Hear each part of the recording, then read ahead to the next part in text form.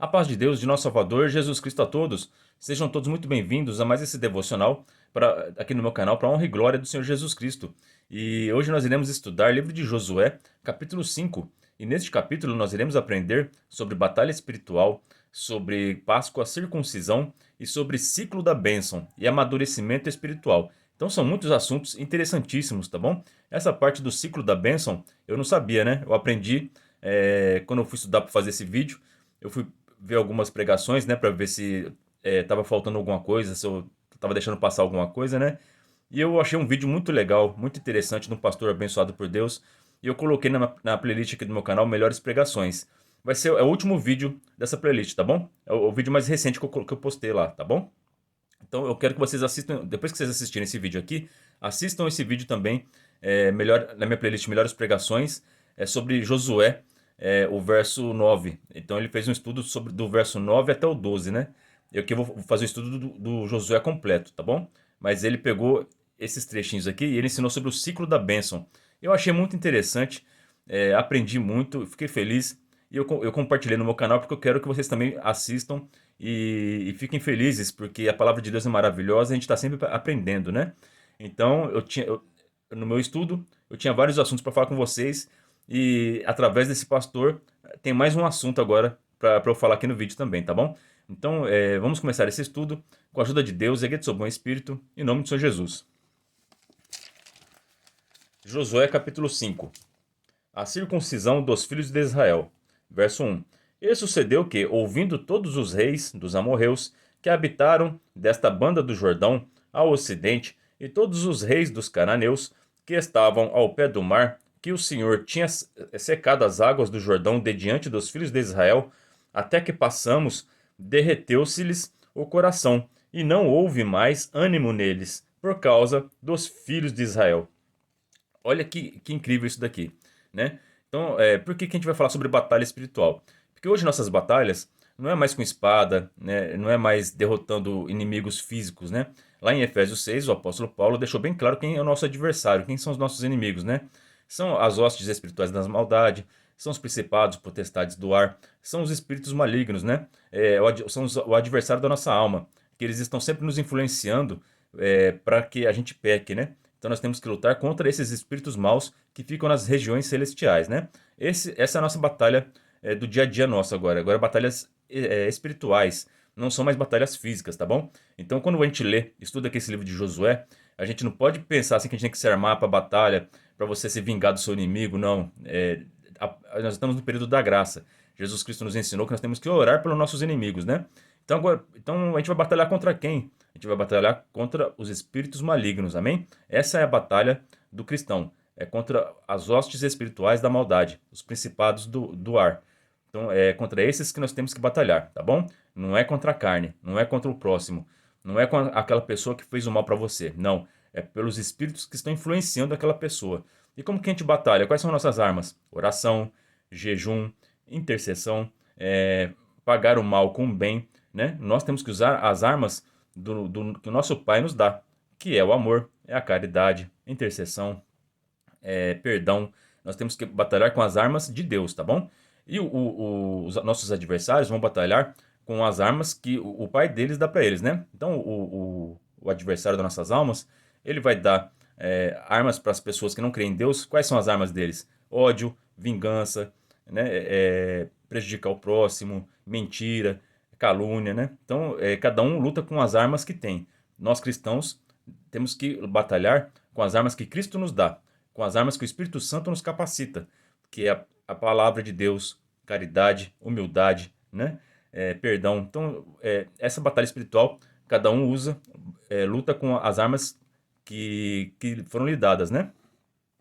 Então aqui, o povo amorreu e os cananeus, todo o povo lá da Terra Prometida, estremeceram quando eles viram que o Deus de Israel abriu o Rio Jordão para eles passarem, né? Santo Deus. E como que eles viram? Da mesma forma que o Josué mandou espias para Jericó para ver a cidade como é que era, da mesma forma que Moisés mandou espias para Canaã para ver como é que o povo era, como que a terra era. Da mesma forma, os cananeus também enviaram espias para ver, acompanhar Israel, porque eles sabiam que Israel estava vindo para Canaã, né? Eles ficaram sabendo das batalhas antes deles atravessarem o Jordão, que eles venceram o rei Og de Bazã, né? Então eles estavam sabendo que o inimigo estava vindo. Então é óbvio que eles mandaram espias para ficar de olho em Israel. E quando os espias viram que Deus abriu o Jordão para eles passarem, eles já foram correndo dar notícia para os amorreus e para os cananeus. E eles ficaram morrendo de medo desse Deus tremendo, né? Então, no mundo espiritual funciona da mesma coisa.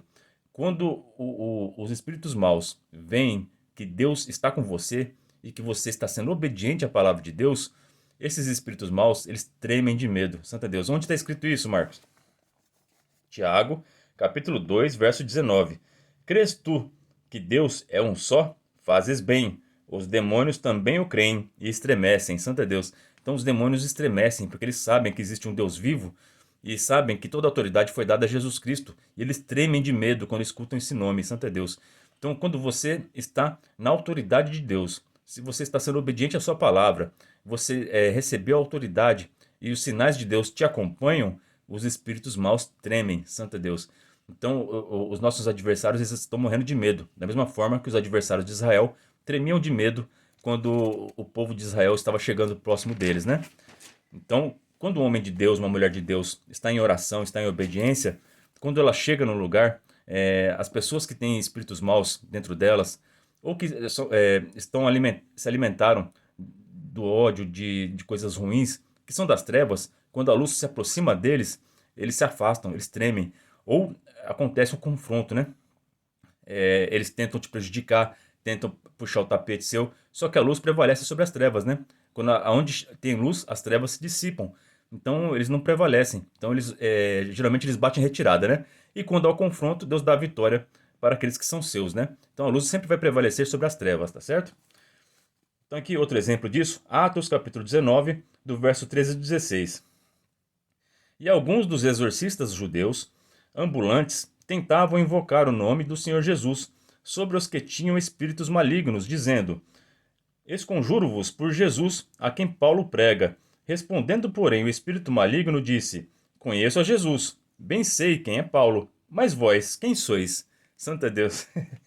E saltando neles, o homem que tinha um espírito maligno, e, assim orando-se de dois, pôde mais do que eles, de tal maneira que nus e feridos fugiram daquela casa. Olha a vergonha que esses exorcistas aqui judeus passaram, né?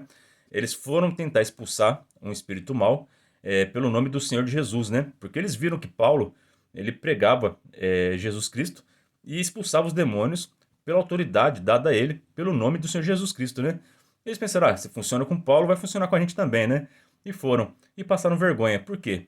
Porque o nome de Jesus Cristo ele tem todo o poder e toda a autoridade. Mas só funciona, o inimigo só vai correr, só vai respeitar se você for fiel a Jesus Cristo, né? Esses judeus aqui, eles não acreditavam que Jesus era o Messias. Então é óbvio que o nome de Cristo na boca deles não tinha poder algum, tá bom? Agora na boca daquele que crê é uma arma poderosíssima, tá bom? Aí o inimigo sai correndo, bate em retirada, tá certo? Então o segredo é ser temente a Deus, aceitar Jesus Cristo como seu Salvador, reconhecer o sacrifício dele na cruz, saber do poder e autoridade que esse nome tem, e aí, meu irmão, você pode abrir tua boca, aí, minha irmã, você pode determinar que o inimigo vai ter que bater em retirada, amém?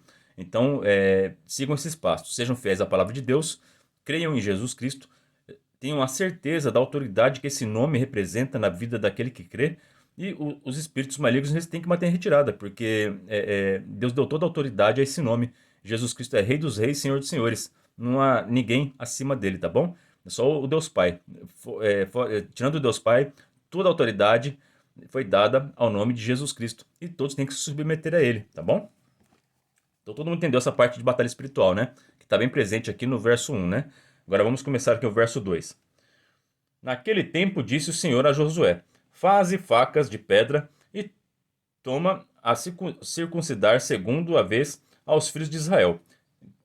E então Josué fez para si facas de pedra e circuncidou aos filhos de Israel no monte dos prepúcios. Esse monte dos prepúcios está lá em Gilgal até hoje, né? Eu estava vendo um vídeo daquela youtuber Aline, né? Ela faz um trabalho de arqueologia, né? Ela tem Israel com Aline, né? O canal dela. É muito legal. Então ela vai nos lugares históricos de Israel, conta a história, né? E ela foi aqui nesse Monte dos Prepúcios aqui, né? Até hoje tá lá. Então a Bíblia é um livro histórico, tá bom? Então, é maravilhoso. Verso 4. E foi esta a causa porque Josué o circuncidou. Todo o povo que tinha saído do Egito, as nações, todos os homens de guerra, eram já mortos no deserto pelo caminho, depois que saíram do Egito, porque todo o povo que saíra estava circuncidado, mas a nenhum do povo que nascera no deserto, pelo caminho, depois de terem saído do Egito, haviam circuncidado, porque 40 anos andaram os filhos de Israel pelo deserto, até se acabar toda a nação, os homens de guerra, que saíram do Egito, que não obedeceram à voz do Senhor, aos quais o Senhor tinha jurado que eles não havia de deixar ver a terra que o Senhor jurara a seus pais, dar-nos terra que mana leite e mel. Então aqui é o motivo de Josué estar fazendo a circuncisão ali daquele povo, porque eles não tinham a circuncisão ainda, né? Os que foram circuncidados, eles pereceram no deserto, porque eles não tiveram fé para tomar posse da bênção da terra prometida, né? E Deus prometeu que eles não iriam entrar na terra prometida, que eles iriam morrer no deserto. Então, quando todos os homens de guerra que ficaram com medo de tomar posse lá, que ficaram com medo dos gigantes, morreram, então a geração futura, os filhos deles que estão aqui, que conseguiram chegar à terra prometida, estes acreditaram. E Deus só pode usar aquela pessoa que tem fé. Quem tem medo, Deus não trabalha na vida dessa pessoa, né? Ela vai perecer no deserto. Mas a pessoa que tem fé, que acredita em Deus e que é obediente à sua palavra, essa faz aliança com ele e vai receber as bênçãos, né? Vai entrar na terra prometida. Verso 7. Porém, em seu lugar pôs a seus filhos. A estes Josué circuncidou, porquanto estavam incircuncisos, porque os não circuncidaram no caminho. E aconteceu que, acabando de circuncidar toda a nação, ficaram no seu lugar, no arraial, até que sararam. Então aqui, naquele tempo, não tinha anestesia, não tinha antibiótico, né? Então eles ficavam com febre forte, né? Então eles precisavam descansar lá no acampamento. E eles estavam fragilizados ali. Ali o inimigo podia atacar. Só que como Deus estava protegendo eles, ele fez uma obra tão grande no Rio Jordão, que, como a gente viu no verso 1, os inimigos estavam morrendo de medo. Então eles não queriam dar o primeiro passo, né? Eles não queriam atacar o povo de Israel. Então foi o tempo perfeito para eles fazerem a circuncisão e se recuperarem, porque o povo estava, os inimigos estavam com medo e não iriam atacar. Então eles estavam em segurança, eles podiam se recuperar em segurança, né? E aconteceu que, acabando de circuncidar toda a nação, ficaram no seu lugar no arraial, até que saíram. Verso 9. E disse mais o Senhor a Josué: Hoje revolvi de sobre vós o opróbrio que do Egito, pelo que o nome daquele lugar se chamou Gilgal, até ao dia de hoje, né? Essa palavra Gilgal, ela significa círculo de pedra. Naquela região tem um círculo de pedra, né? E por isso que tem esse nome Gilgal, né? E ali, Deus falou que tirou o opróbrio deles. O que significa isso? Quando ele fechou o Jordão, ele deixou bem claro para Israel: Israel, acabou, o Egito agora faz parte do passado de vocês. Vocês não podem mais retornar para o Egito. Então ele tirou esse passado de escravidão deles do Egito. E agora ele tirou esse opróbrio, essas lembranças de escravidão deles, e colocou agora a esperança, a fé de conquistar a promessa, a terra prometida. Então Deus, aqui vocês têm que ver que esse livro de Josué, ele representa o batismo, ele representa a comunhão. A gente vai ver aqui que é o caminho que um cristão leva para a salvação. Amém? Quando Deus abriu o Jordão para eles passarem, eles passaram pelo Jordão, simboliza o batismo. Quando nós nos batizamos nas águas, nós nascemos uma nova criatura e o passado fica para trás. E agora você vive para Cristo, você vive para a fé, para a esperança, em busca da salvação, né? E aqui é a mesma coisa que aconteceu com Israel. Jesus, o Senhor, abriu o Jordão, fez eles passarem e fechou o Jordão. Essa passagem do Jordão simboliza que eles estão livres do pecado deles, da escravidão, e estão agora nascidos para vencer. Então, aquele que você aceitou Jesus Cristo como seu Salvador e você batizou, o seu passado ficou para trás. Todas as coisas ruins que você carregava no seu peito, que você carregava na sua mente, na sua alma, no seu espírito, ficaram nas águas, ficou no esquecimento, no passado. E agora você tem uma nova vida com o Deus de Israel e com Jesus Cristo, o nosso Salvador. Amém? Então, essa passagem do Rio Jordão simboliza o batismo, tá bom? E a circuncisão simboliza a aliança, né? Agora nós vivemos uma nova aliança. Você aceitou Jesus Cristo como seu Salvador, você fez aliança, você está circuncidado, né? A palavra de Deus ensina no Novo Testamento que agora nós estamos circuncidados, não na carne, mas no espírito, né? Então agora pela fé em Cristo nós temos o sinal, a aliança com Deus, né? Nesse tempo a aliança com eles era na carne, porque as promessas que Deus fez a eles foi na carne, né? Foi uma terra física, mas agora a nossa herança, o que Deus nos promete são bênçãos espirituais, é a paz de espírito, é você ter dons do espírito, você ser uma pessoa abençoada em tudo que você faz e principalmente a vida eterna, tá bom? Então, nossos pecados são perdoados. É isso, a nova aliança, essas são as promessas na nossa vida, são promessas espirituais. E a aliança é feita espiritualmente também, tá? A circuncisão no coração, tá bom? Agora aqui a gente vai começar a estudar sobre a Páscoa e vamos ver também o ciclo da bênção, que é bem interessante, que é o que eu falei para vocês no começo do vídeo, né? Que eu aprendi com a pregação do pastor lá, tá? Verso 10. Estando, pois, os filhos de Israel alojados em Gilgal, celebraram a Páscoa no dia 14 do mês, à tarde, das campinas de Jericó. E comeram o trigo da terra do ano antecedente ao outro dia depois da Páscoa, pães asmos e espigas tostadas no mesmo dia. Verso 12. E cessou o maná no dia seguinte, depois que comeram do trigo da terra do ano antecedente, e os filhos de Israel não tiveram mais maná. Porém, no mesmo ano, comeram das novidades da terra de Canaã. Então aqui vocês estão vendo que está falando que eles comeram dos alimentos antecedentes, né, do ano passado. Por que isso? Porque quando eles comemoram a Páscoa, né, como tá lá no livro do Êxodo, o ano de Israel ele começava após a Páscoa, tá bom? Então, após a cerimônia da Páscoa, começa o primeiro dia do ano, tá bom? Para Israel. Então, os alimentos que eles chegaram lá no acampamento de Gilgal, que eles escolheram, era do ano passado ainda, né? Porque eles ainda não tinham feito a Páscoa. Mas quando faz a Páscoa, é um novo ano, é um novo ciclo, né? Que começa, né? Então aqui, eu vou ler o texto para vocês do livro de Êxodo, capítulo 12, né? Este mesmo mês vos será o princípio dos meses. Este vos será o primeiro dos meses do ano. Então, após a Páscoa, Israel comemorava o primeiro dia do ano, né?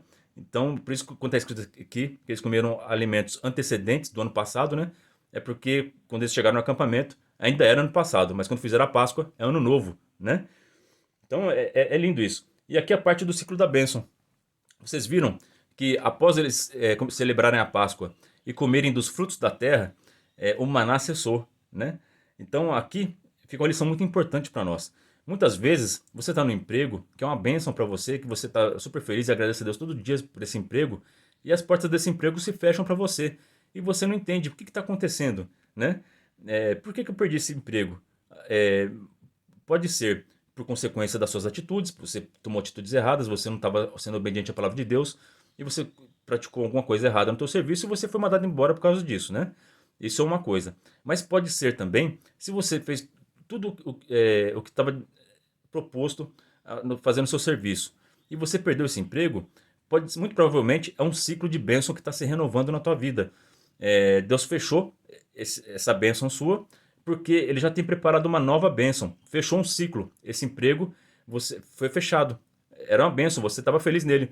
Mas Deus quer fazer um novo ciclo. Deus tem novas missões para você, tem novas bênçãos para você, tá bom? Da mesma forma que foi com Israel. Israel tinha um maná. Deus dava providência para eles no deserto. Eles não tinham alimento no deserto. Eles eram totalmente dependentes de Deus no deserto. E Deus mandava o maná para eles não passarem fome, né? Então eles tinham alimento todos os dias. Todos os dias eles tinham providência de Deus, né? Só que essa providência cessou. Por quê? Porque Deus agora colocou eles na terra que ele prometeu que ia dar a eles, a terra que emana leite e mel. Nessa terra tinha alimentos.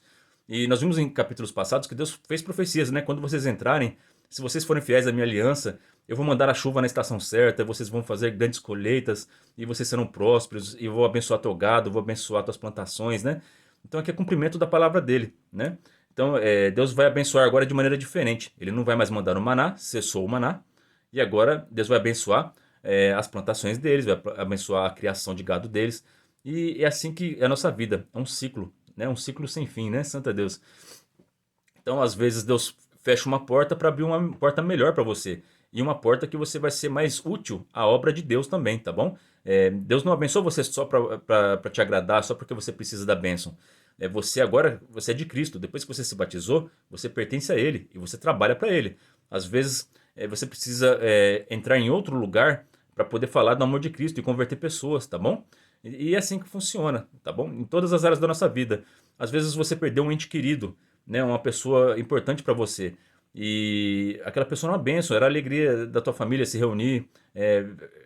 Aí você perdeu sua mãe, perdeu seu pai, perdeu sua esposa, seu esposo, ou pode ter até perdido um filho, né? Então fechou um ciclo. Aquela pessoa importante para você, ela foi importante para você até aquele dia. E agora encerrou um ciclo e vai começar um novo ciclo na sua vida, né? E você não perdeu essa pessoa, né? Essa pessoa está com o Senhor, está lá no céu. E se você for fiel a Deus, você vai se reencontrar com essa pessoa no céu, tá bom? Então você fica a saudade, fica. Mas agora começou um novo ciclo. Deus quer que você dê atenção a outras coisas. Deus quer que você ajude outras pessoas. E é assim que a vida funciona, tá bom? É um ciclo, tá bom? Então não se entregue à tristeza quando fecha uma porta de uma bênção para você. É Deus renovando as suas bênçãos, renovando um ciclo novo na sua vida, tá bom? E eu espero que vocês tenham entendido essa parte do ciclo, né? Mas se vocês quiserem aprender melhor, assista a pregação que eu coloquei na minha playlist de melhores pregações lá. E é o vídeo mais recente. Vai ser bem legal, tá? O pastor, ele explicou muito bem essa parte, tá certo? Agora aqui, outra coisa, a maturidade espiritual, né? No deserto era necessário o maná, era necessário um cuidado especial com o povo, um povo que estava começando, engatinhando na fé, né? É igual quando um pai cria um filho. O neném, a criança de colo, ela precisa de um cuidado especial, um cuidado maior, né? Mas conforme ela vai crescendo, você vai dando liberdade para essa criança experimentar as coisas, fazer as coisas sozinhos, aprender a andar com suas pernas, né? Para de dar o leite materno, começa a dar outros alimentos. É a mesma coisa que aconteceu com Israel. Israel estava sendo formado, né? Deus estava formando uma nação. E agora Deus está dando assim uma autoridade e uma liberdade para esse povo andar com suas próprias pernas. Mas Deus não abandonou esse povo, né? Tanto que todas as batalhas Deus dava vitória para eles, muitos milagres aconteceram. Só que Deus está dando uma autonomia maior. Então, aquele crente, quando ele é recém-batizado, ele vê muitos milagres, vê um cuidado especial com ele. Aí, conforme ele vai amadurecendo na fé, vocês percebem que você vê menos sinais, vai acontecendo. Deus quer que você ande com suas próprias pernas. Então não fica preocupado assim, Deus me abandonou. Não abandonou você. Pelo contrário, Ele confia mais em você. Santo Deus. Então, por isso que Ele está te dando uma liberdade maior. Por isso que Ele está falando menos com você e está dando mais atenção àqueles que estão precisando mais de atenção, tá bom? Então, isso não é porque Deus está triste com você. Pelo contrário, Ele confia em você. E Ele sabe que você está lendo a palavra de Deus, você está indo na igreja. Ele fala, esse servo meu aqui está indo para um bom caminho. Eu vou deixar ele andar um pouquinho com as pernas dele. Eu quero ver até onde que ele vai. E quando você precisar, Jesus está sempre pronto a te socorrer, tá bom? Foi igual o Pedro, quando ele estava andando sobre as águas, né? Jesus deu oportunidade para ele, ó. Pedro, você acreditou, né? Então vem, anda comigo aqui. Ele começou a andar, ele começou a exercitar a fé dele. E quando ele se abalou, que ele veio a tempestade, veio as ondas assim, o vento, ele se assustou e que ele afundou, Jesus Cristo estava de pronto para ajudar ele, né? A tirar ele das águas. Da mesma forma é na nossa vida, tá bom? Então não se desesperem. Deus está dando um tempo para você andar com suas próprias pernas. E se você vier a cair, Deus é aquele pai amoroso que está sempre pronto para te levantar e passar um curativo onde te machucou, tá bom? É assim que a gente vai aprendendo e vai evoluindo, né? Um anjo apareceu a Josué. Verso 13. E sucedeu que, estando Josué ao pé de Jericó, levantou os seus olhos e olhou, e eis que se pôs em pé diante dele um homem que tinha na mão uma espada nua. E chegou-se Josué a ele e disse-lhe: És tu dos nossos ou dos nossos inimigos? Então aqui a Bíblia fala que é um anjo, né? Mas a gente vai saber que não é um anjo, é Jesus Cristo aqui, tá certo? Como que a gente identifica que é Jesus Cristo aqui, né? Primeiro que ele apareceu como um homem, né? Jesus Cristo é o Filho do homem, né? Ele não apareceu em forma glorificado. Não foi um anjo que apareceu lá com vestes brancas, resplandecente. Era um homem. Tanto que Josué não sabia se ele era dos inimigos ou se ele era do próprio acampamento deles. E ele fez uma pergunta, né? És tu dos nossos ou dos nossos inimigos? Então Josué não sabia. Então ele não identificou que era um anjo ali. Mas depois ele identifica que é o Senhor, tá bom? Então a gente vai ver que o Josué identificou aquele homem como Senhor, tá certo? E ele adorou. E anjo não recebe adoração, né? Mas aquele homem recebeu adoração. Então ele é o próprio Senhor Jesus Cristo, tá certo? Verso 14. Ele disse, não. Por que ele respondeu não? Porque este homem, ele não era nem dos inimigos e nem do acampamento, né? Agora ele vai se apresentar quem ele é. Mas venho agora como príncipe do exército do Senhor. Jesus Cristo, nesse tempo aqui, ele era príncipe, né? Deus Pai era o rei e Jesus Cristo era o príncipe, tá bom? Mas após a ressurreição, ele recebeu toda a autoridade, todo o poder do nosso Deus, né? Então, agora ele é rei dos reis e senhor dos senhores, como está escrito lá em Apocalipse. Hoje, Jesus Cristo é rei. Mas nessa época aqui, ele era príncipe, tá? Então Josué se prostrou sobre o seu rosto na terra e o adorou. E disse-lhe, que diz meu senhor a seu servo? Então Josué reconheceu ele como Senhor, né, como o próprio Deus. E este homem que se apresentou a Josué recebeu a adoração. Ele não falou, não, eu sou só um mensageiro, não. Ele recebeu a adoração, tá? Então ele é o próprio Senhor Jesus Cristo. Verso 15. Então disse o príncipe do exército do Senhor a Josué, descalça os sapatos de teus pés, porque o lugar em que estás é santo. E fez Josué assim. Aí nesse verso 15 aqui, aí ficou claríssimo que é Jesus Cristo. Ele usou a mesma expressão, tira a sandália dos seus pés, porque este lugar é santo. Lembra quando Moisés viu a sarça ardente? O que o Senhor falou para ele? Tira as sandálias do seu pé, Moisés, porque agora você está em terra santa. E a mesma frase foi usada aqui por este homem que se apresentou a Josué. Ou seja, é a mesma pessoa. Quando Jesus Cristo foi interrogado pelos fariseus e que ele disse, eu sou, né? Ele se apresentou como o próprio Deus que estava na sarça, né? Que falou com Moisés, porque ele falou a Moisés, Moisés, eu sou o que sou, te manda libertar o meu povo, né? Então aqui Jesus Cristo se apresentou a Josué, dizendo que ele é o mesmo Deus que estava na sarça ardente e que ele recebe adoração e que ele é o príncipe dos exércitos. Então é óbvio que aqui é Jesus Cristo, tá certo? Então, o que essa lição aqui fica para nós? Quando você batiza nas águas, né? Quando você passa pelo Jordão, quando você faz aliança com Deus, né? Que você reconhece Ele como teu Salvador e você circuncidou o seu coração. E quando você é obediente à palavra de Deus, o Senhor está sempre presente na tua vida, Ele se apresenta a você, tá bom? Então todo mundo vai ter um relacionamento com o Senhor, tá certo? Aqui, Jesus Cristo apareceu em forma física para ele, né? Olha, tem intimidade maior do que essa que Josué teve, né? Não tem, né? Abraão também, Jesus Cristo se apresentou a ele, né? Em forma humana, né? Foi ele e mais dois anjos lá. E é assim, o Senhor se apresenta.